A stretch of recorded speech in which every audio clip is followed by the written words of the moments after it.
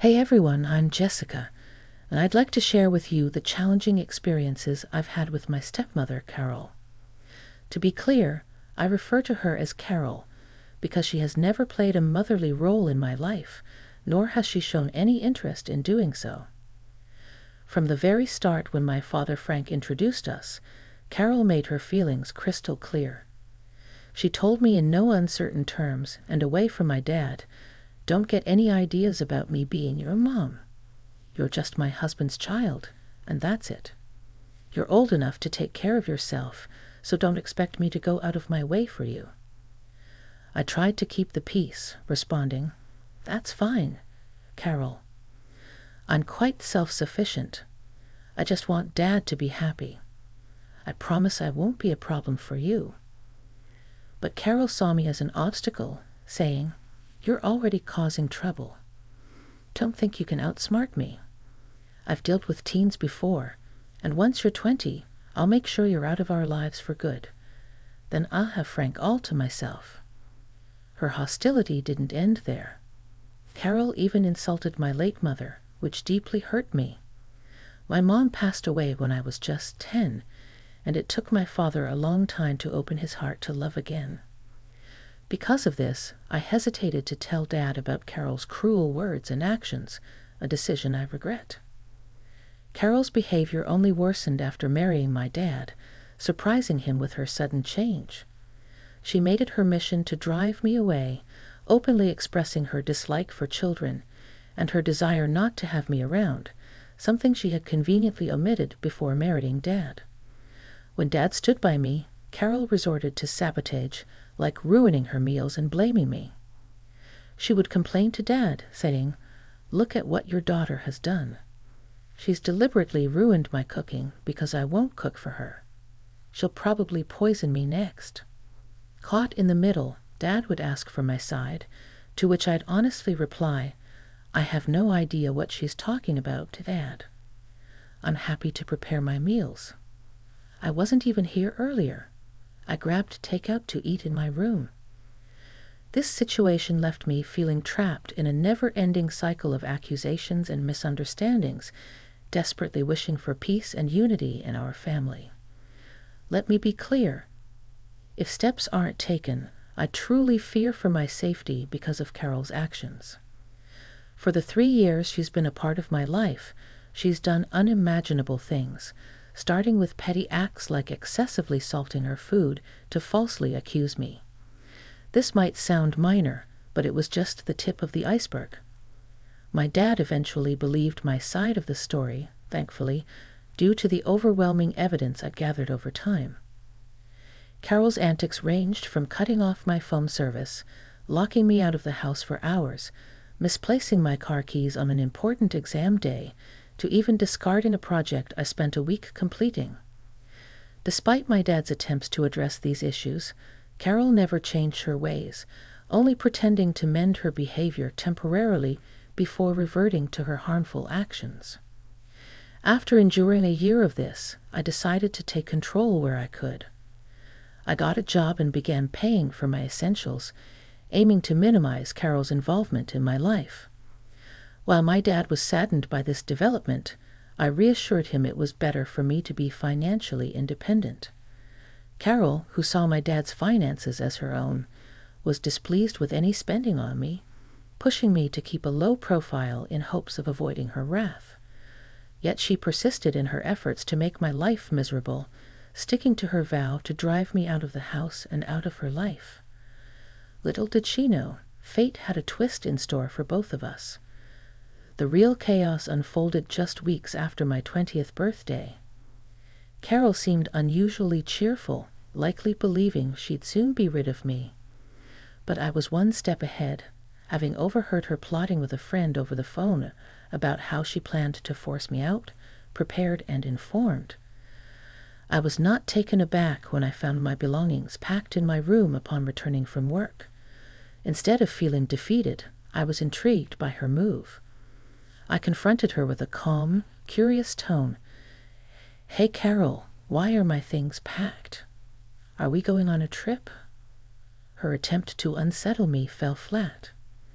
I was not about to let her enjoy the satisfaction of seeing me distressed.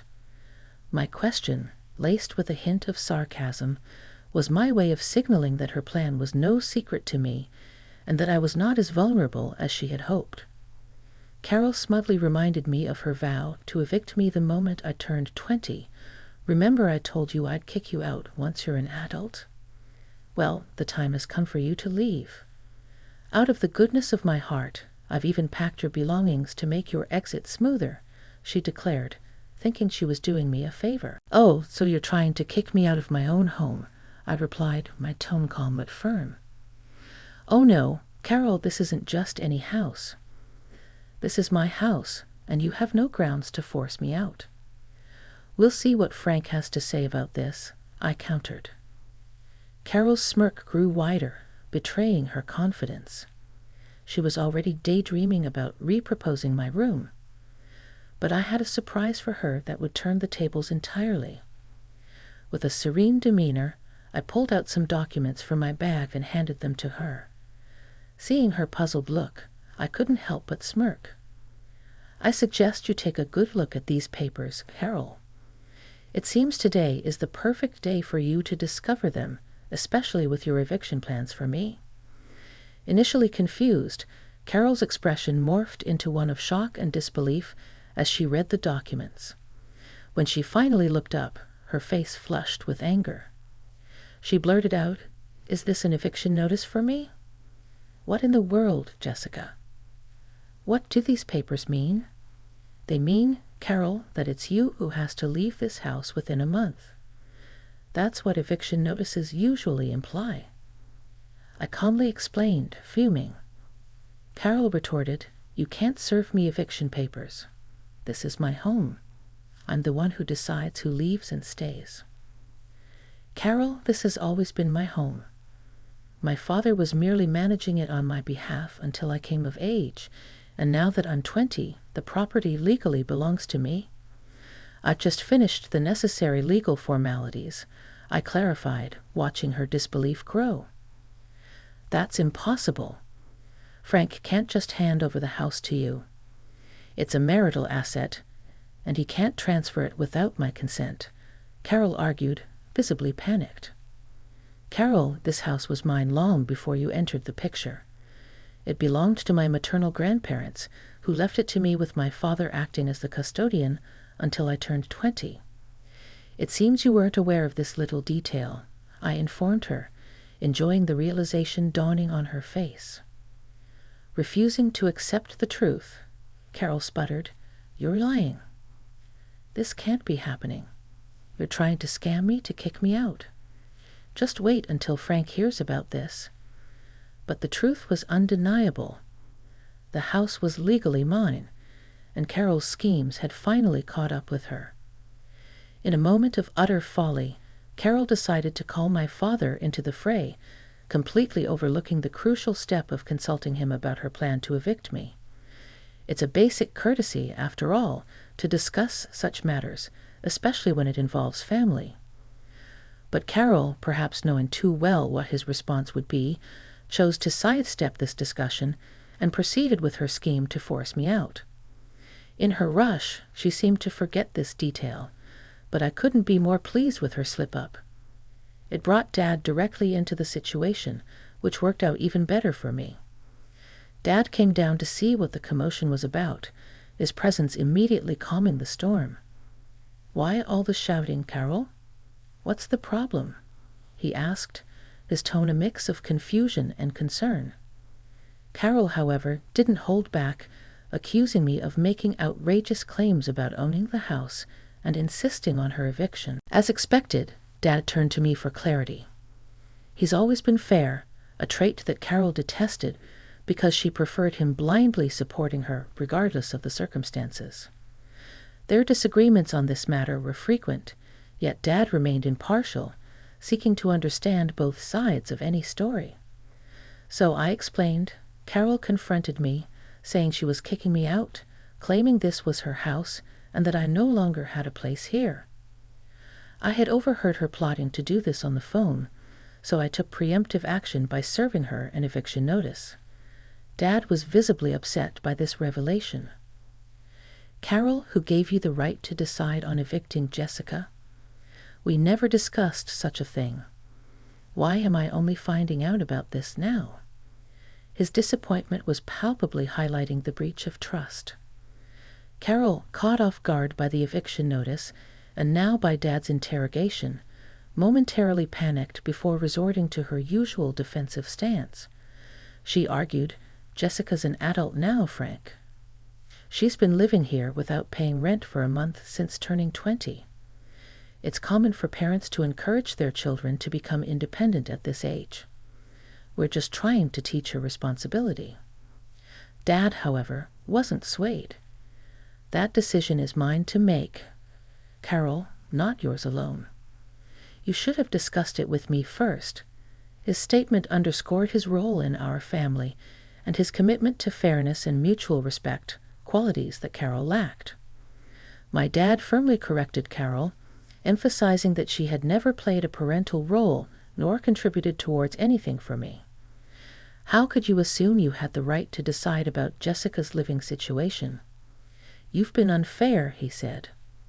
Carol, clinging to her belief that as his wife, she had equal rights to the house, insisted it was also hers and that I had to leave. But Dad countered, revealing the house was legally mine, not theirs, leaving Carol shocked and in disbelief. She couldn't grasp the reality that Dad supported my claim to the house, a place she had mistakenly believed she could control. Overwhelmed by the truth, she accused Dad of betrayal. "Why would you do this? You should have consulted me."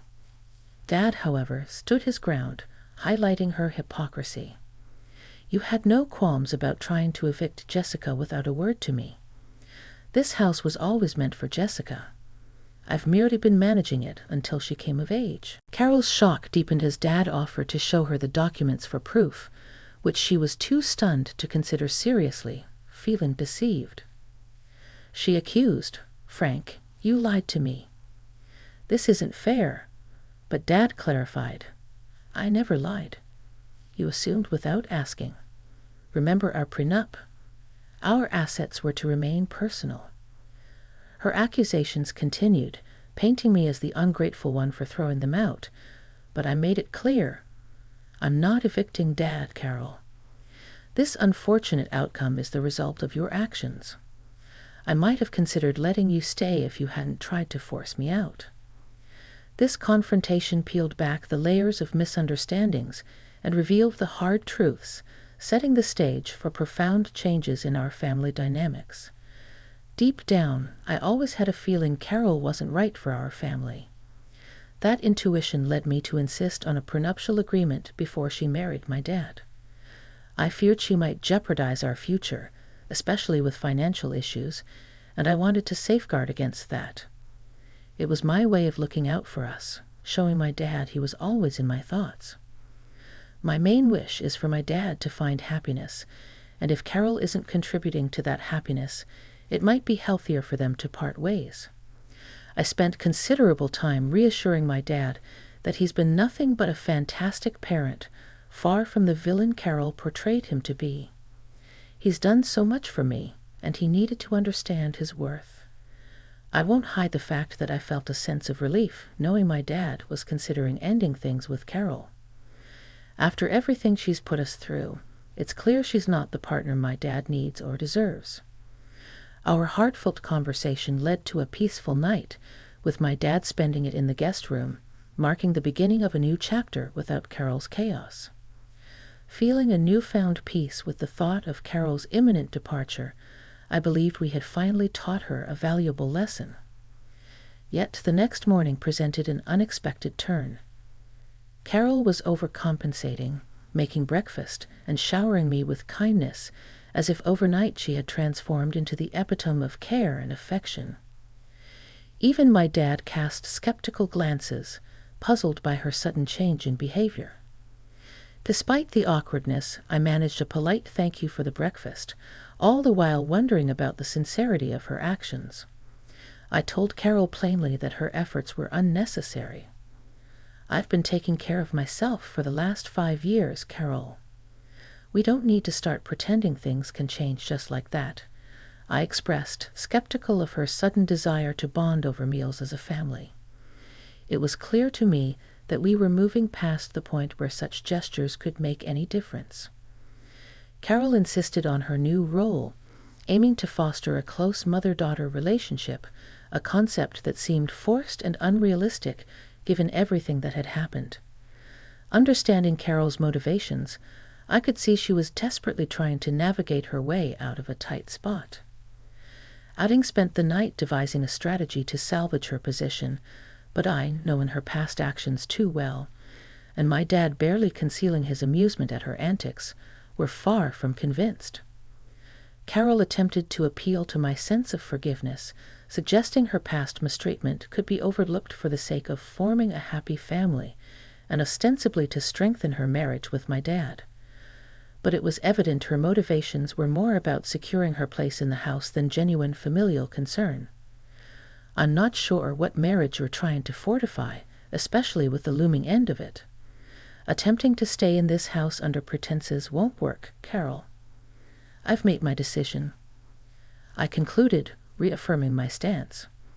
Her actions and intentions had made it clear it was time for her to leave, and no last-minute change of heart could alter the course we were on. My dad had made his intentions clear. The divorce was inevitable due to the irreparable harm Carol had caused. Her last-ditch effort to play the victim fell flat, especially since the prenup she had signed left her with no financial leverage over us. Finding herself without options, Carol resorted to tears, pleading with both me and my dad for forgiveness and another chance. That day, our patience was tested as we endured her continuous pleas for mercy. My dad eventually stepped out to consult with his lawyer, kickstarting the divorce process.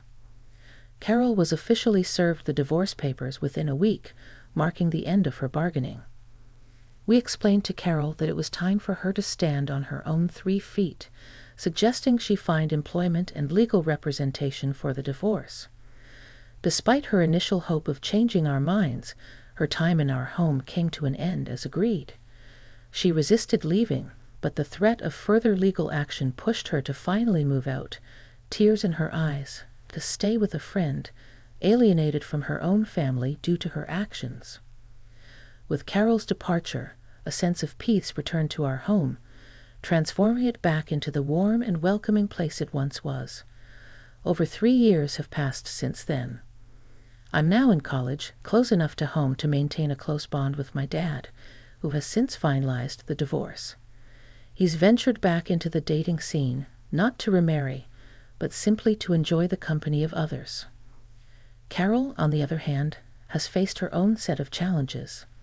Last I knew, she was living in a shared apartment, struggling to make ends meet in a minimum wage job due to her limited skills.